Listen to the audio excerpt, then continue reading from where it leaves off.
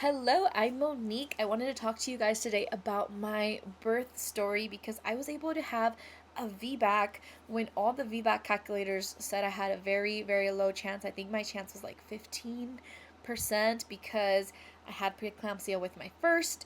I had, high BMI, and high blood pressure throughout pregnancy, which was connected to the preeclampsia. But long story short, that's why I ended up having a C-section with my first because my blood pressure was just way too high, and I had to try to get induced. Induction did not work, so and I ended up in a C-section. I ended up getting pregnant when my son was 2. So by the time my baby girl was born, he was 3. But I wasn't sure if I'd have a successful VBAC, so I wanted to share my VBAC story with you guys just because VBAC stories really helped me when I was preparing for my VBAC, which I could probably make a whole separate video, but one of the things that I did was watch positive VBAC stories. And I also knew that I wanted to try my best to do unmedicated. It was on my birth plan. It was one of my goals. And so I also watched a lot of unmedicated birth stories. When I found out I was pregnant, I knew that I wanted a VBAC. It'd been something that I had heard of, the fact that you could give birth vaginally after C-section and how you could at least try. It's technically, I guess they call it a TOLAC, trial of labor after cesarean. And so I went onto Facebook, found a group, that was in my area. It was like a DFW VBAC group. And then I found my doctor, which is Dr. Payne. He's located in Dallas, and he's known for VBACs. Like everybody, and his whole office is pretty VBAC friendly. And so I was past the recommended time between births. I think they recommend 18 months. And if you join a group, you'll see that there's people that are less than the recommended time and they still have VBAC. So who's to say? I did find a doula and worked with her throughout my pregnancy, but then also, of course, the day that I ended up going to the hospital. So something that I learned through my research was to try to be as happy, as relaxed as I could be, because one of my concerns was staying pregnant too long, like going into that 42 plus week mark. And I think my doctor would let us go to 41 or 42, I can't remember. And I was 38 weeks pregnant, and so I had started doing all the stuff that they recommend. I was around 38 weeks pregnant, and I was doing everything that was recommended to help get your body ready and prepped for labor, because I did not want to go past 42 weeks or 41 weeks. I barely wanted to go past 40. I was like, I want to try to get my body going. And so I was trying to be relaxed. I scheduled a massage. I was going on date nights and just trying to do everything I could to get that oxytocin up so that labor could start. And I remember feeling like back labor pains and started having really bad backaches, really bad back pain. And I was doing these videos on YouTube that were supposedly used and recommended to encourage labor. I was doing like my yoga ball stuff, and I was having a lot of labor back pain, but nothing to where it was consistent enough to make me believe that it was labor. And when you've never given birth before, everything you're like, is this normal? Is this it? Like, there's so many questions, and then everybody just tells you, you'll know. And I have to say, like, I don't think at that point I knew that it was actually something, because it still wasn't super intense. And so there was a night where I was bouncing on my ball, and I got up to get my son something, and I felt like a gush of water. And I thought, that's strange. Like, it was weird because, okay, at this point, and this is, you're watching a labor video, so you probably know there's going to be a lot of TMI. One thing that was happening to me at this point, because I was so pregnant, is I wasn't able to hold my pee as good. So if I really had to go to the bathroom, like, I had to go quick, and sometimes there would be some leakage because my baby's head was like literally right there. So I was like, but okay, one thing is though, I could tell, like, when I was leaking because I had to pee, I could tell that it was because I had to pee, or I could tell it was pee, So when I stood up and I felt this liquid fall and kind of like, it felt good, like a gush, and it didn't feel like from the area that I pee, Long story short, so I thought that was suspicious, and I texted my doula right away, and I was like, hey, I felt this weird thing, like, do you think I should go in? And my doula tells me, well, are you having any contractions? Like, I think you should just wait and see if something happens and call your doctor. So I called my doctor in the morning, so the whole night passed, and I couldn't tell. I don't think I was leaking anymore. You know, like I wasn't, I had put, since I had already bought like diapers, like the women's diapers for post delivery, I had started wearing that because I was like, it was just becoming too frequent, the leaks, the accidents. So I had started wearing the women's diapers. This is so embarrassing. I can't believe I'm talking about this. I called my doctor. I tell him that I'm leaking. He tells me go to the hospital just to get checked. And so I went to the hospital and they tested me, but they said that it didn't come back positive or negative. So I didn't really know what to think about that, but I was like, okay, that was on a Friday. Come Sunday, I start having really bad pains, like to the point where I was having to breathe through them. I had a hot pad on my back. Like I felt like something was happening, but I told myself like, let me just go to sleep. And I even dressed in my labor gown. I had bought these like labor gowns from Amazon. I'll post them in the link down below if you guys want to help support my Amazon affiliate page. I put on this labor gown and really thinking I'm gonna wake up in the middle of the night and have to go to the hospital. Like I was just trying to relax. I was trying to let my body do its thing. While I was going through this pain, I was also imagining that like my hips were opening and everything was opening, you know, like really hoping that was dilating. But then I woke up the next morning and nothing, was not having a baby. You know, so I was like, okay. um and there was a time, so I think this was maybe the day after, my husband and I were doing something that's recommended to get you to go into labor, and we felt a sudden gush, which was so bizarre. I can't believe I'm talking about this. This is like so, oh my god. Anyways, I felt another gush of liquid, and I thought that's so strange. Like, there's no way that it's pee. Like, I'm not peeing myself because I can tell if I'm peeing myself. Like, like I can tell, you know, and I knew that I wasn't peeing myself, but also at the same time, like, it just wasn't like a big gush of water like people say. It wasn't colored, it was clear, so it was just really confusing. But I did have a doctor's appointment that next day, so I'm like, you know what, I'll just, if nothing else weird is going on and I don't have any more of these like gushes, I'm just gonna wait till I go to my appointment. So I went to my doctor's appointment and I told my doctor, I've been having two instances where I think I have a gush of water. I don't know if my water's broken. I don't know what's going on because I'm not having contractions. And he checks me, and right away he's like, yep, your water broke. You're going to have a baby today. And I said, what? Like, I was in shock because I just did not think it was my water. But then part of me was like, I know I'm not peeing. So, yeah, I ended up going to the hospital. And keep in mind, I really was just in such denial because I wasn't having any contractions. I thought, there's no way that I'm having the baby today. So I did not take my bag. I left my son with a sitter and I went by myself, took myself to this appointment. And I didn't think I was going to get sent to the hospital. Hospital is like a few minutes from my doctor's office. And so there I go, drive. I had asked the doctor, do I have time to go pick up my bag and my stuff and get things ready? He's like, no, you got to go to the hospital. So I went to the hospital. On the hindsight, I did have time, but the one thing that was really scary is that we did not know how long my water had been broken, because obviously the night before at around 11 is when I had that gush, and then 4 days before that is when I went to the hospital to get checked to see if the gush that happened the day before was my water. So long story short, I did not think that my water was broken. We also did not know how long it had been broken. So that was a little bit scary. They checked the baby. Her vitals are good. I'm good. And essentially I got put into triage and then got into a room. And by this point, it was like 8 p.m. and no contractions. Nothing. Like, not even, no contractions whatsoever. And so then they come and they tell me, your doctor wants to start you on Pitocin. I was a little bit scared because for one, you hear that contractions when you have Pitocin are just much more intense. That the whole process is intense and much more painful than if you do it without Pitocin.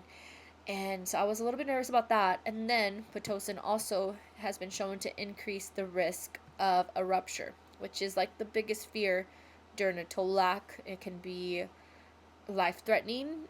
I mean, it can be devastating. And so that is something that I was really afraid of But I also trusted my doctor. So I told him, you know what, I trust Dr. Payne.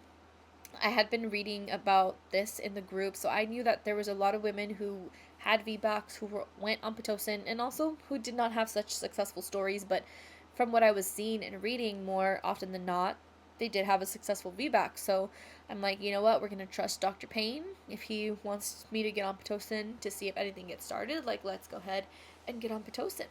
So I got on Pitocin, and I was having very sporadic and random contractions. Nothing concrete, nothing rhythmic, nothing intense. Like, it was a little bit uncomfortable, but nothing compared to the really intense ones I was having at home.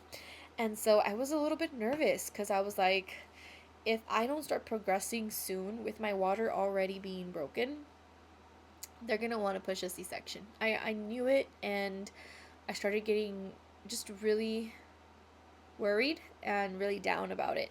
And I was texting my doula. At this point, it was like 3 in the morning, and I was texting my doula, and I guess she could sense my desperation or just my panic, because she was like, do you want me to head up there? And I was like, yes, please. Because I was already asking them, like, because they were telling me, they have to increase me on Pitocin. And I think they had already gotten me to a point where, like, I should be getting contractions. Like, they were like, you should be feeling stuff. You should be getting contractions rhythmically, and you're not. Things are not progressing. The words you don't want to hear when you're trying to give labor, have a VBAC, go unmedicated. So I was not feeling really positive at that point. So I told my doula, yes, please come. She shows up, and she brings her little bag of magic, and she opens it up. She starts putting her diffuser on. She starts brushing my hair, giving me massage, and she asks me, she says, do you feel safe right now? And I look at her and I say, honestly, no, I don't feel safe. I feel. It was weird because on one end, yeah, I felt safe being at a hospital, but I didn't feel safe, relaxed, like I was ready to give birth. And I felt a lot of PTSD, a lot of anxiety, because everything was feeling familiar to my previous birth experience, which ended up in a C section. And it was because of my son that I did not want a C section. Not because, recovery was tough and rough, but it was because I didn't want him jumping on me, or he just wasn't going to understand a major surgery, and also having to go through postpartum and taking care of a newborn and a toddler while healing through a C-section. It was just, I did not want that to be my story. And of course, if it had to be, it had to be. I was going to do whatever it took and prioritize the health and safety of me and my baby always, but I was going to at least try my best. And so I told her, no, I don't feel safe. And she goes, okay, let's do some affirmations. So we started doing some affirmations. I was telling myself I am safe. And she said, talk to your baby. Let your baby know that it's okay for her to come. And I remember looking down at my belly and telling her, it's safe. You can come. You can be born. It's all right. It's safe. Mommy's here. And it was so crazy because as I was affirming to her, I felt this weight lifted off my shoulders, and I just started crying because I felt like there was a big shift that happened in both of us. And literally after that, I started having contractions. And I noticed that when I sat on the toilet, I would feel those contractions like crazy. So I asked for a potty squatty. They had them there at our hospital. And so I would hike my feet, my legs up on the potty squatty, so my hips, everything was really open. And when I was going to have a contraction, I would just sit there and breathe through it, and inhale and exhale and try to feel relaxed. And that's basically what I did. I was connected to an IV. I think I asked them to do it on the side because I had seen that was like better for when you're up and standing, because it can kind of hurt or be uncomfortable, which it was. I had to be dragging around this, the IV stand with me, but it was fine because I was like, you know what? We're going to work with it. And I actually made it work because I had taken a fan with me, and it worked that I was able to wrap the fan around the IV pole, and so I always had a fan on me because I got so hot. My sister recommended a fan, and it helped so much, and I would just go on the toilet. And so after my doula noticed that I really liked the toilet as like one of my spots, she went in there and she added twinkle lights in there, and it was just so cozy. She had music, like really relaxing meditation music playing on the background. And that was pretty much our routine. When I had gotten checked by my doctor before I was sent to the hospital, I was at 2 centimeters and fully effaced. When they checked me at like 3 a.m., right before the doula came, I was still at 2 centimeters, had literally progressed nothing after being on Pitocin for 5 hours. So from 4 p.m., from when my doula got there, I was checked again at 8 a.m., and I had progressed to 5 centimeters.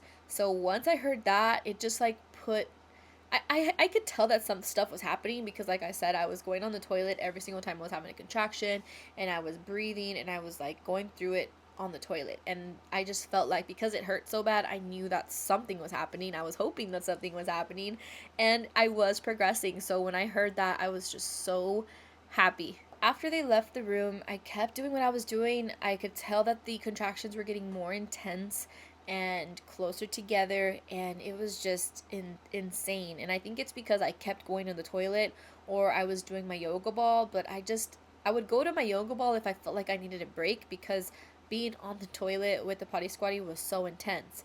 But I was going because I knew that stuff was happening. And so an hour passed, and I asked for a cervical check. And I felt a little bit crazy because one thing that you're really not supposed to do a whole lot is get cervical checks when your water's broken.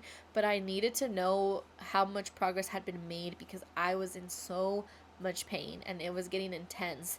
And the reality of my birth plan and my birth wishes to have an unmedicated birth was becoming very real, because I'm like, I need to know where are we with this pain, because this is getting crazy. And if we're still at 5 centimeters or 6 centimeters, I don't I don't know if we can get to 8, 9, transition 10, so I was getting a little bit worried.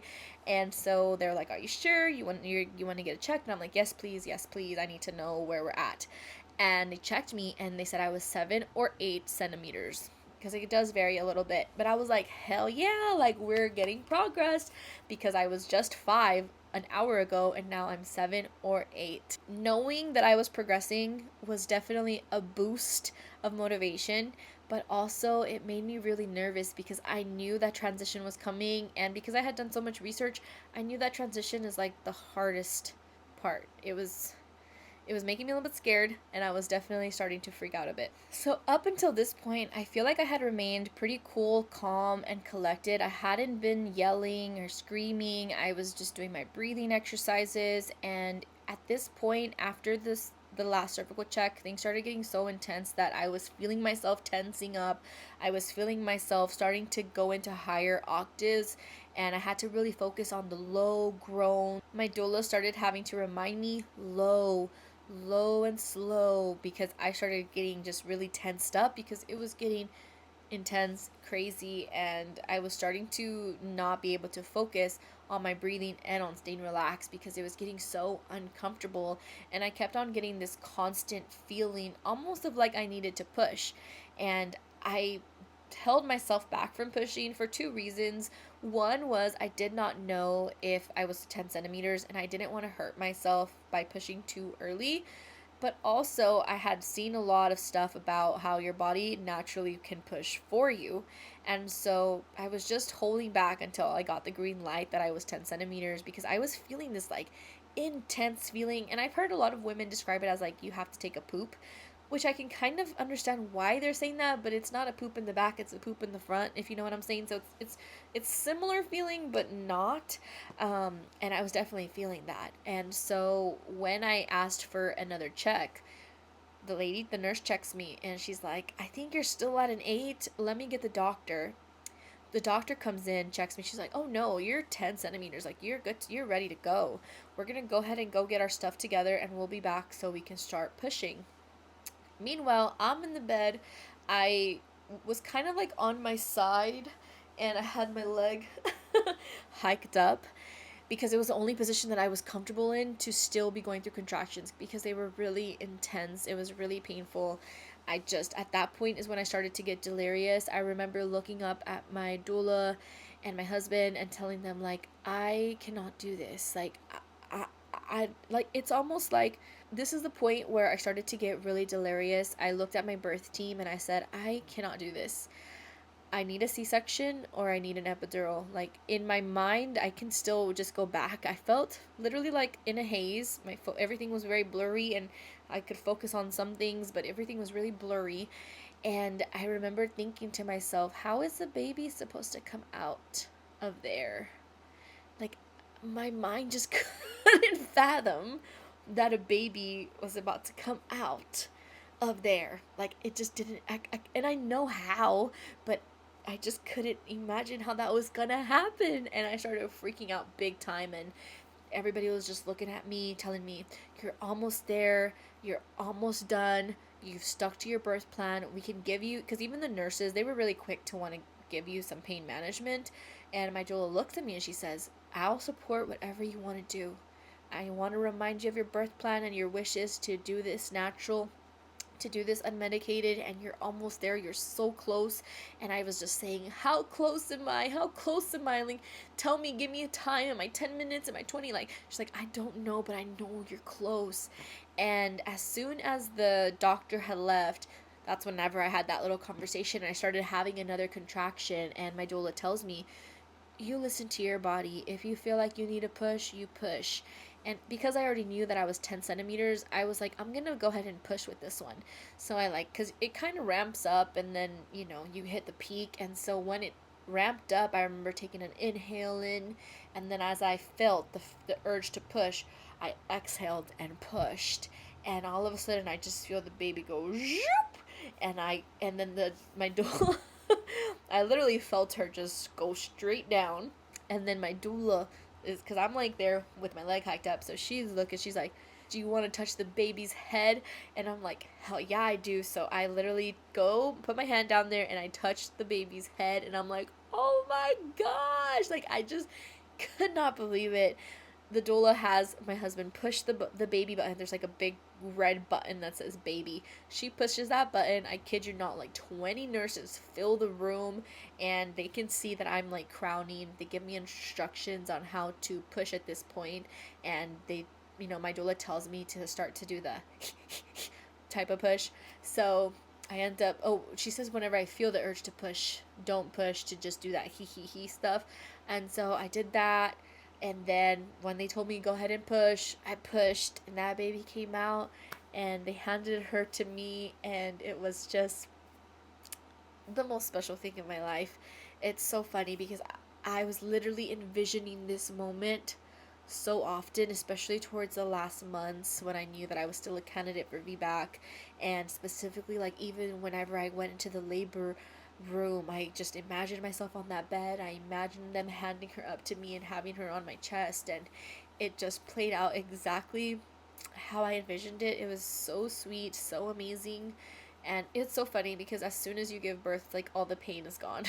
It's like the clouds have cleared, it's sunny and bright again, the birds are chirping, like, it's so beautiful. And it was just, I just couldn't believe that I did it. Thankfully, I didn't need a lot of sutures or anything like that. I didn't tear. I don't know how or what or why, but I was just very grateful that everything went as smooth as it possibly could have. To have a VBAC, like, I was so proud of myself, of my strength, of my birth team. Like, everything went so amazingly. And if I was having more kids, I would definitely do it unmedicated with a doula again. I feel like that was just, it was just so beautiful, and I would not change anything.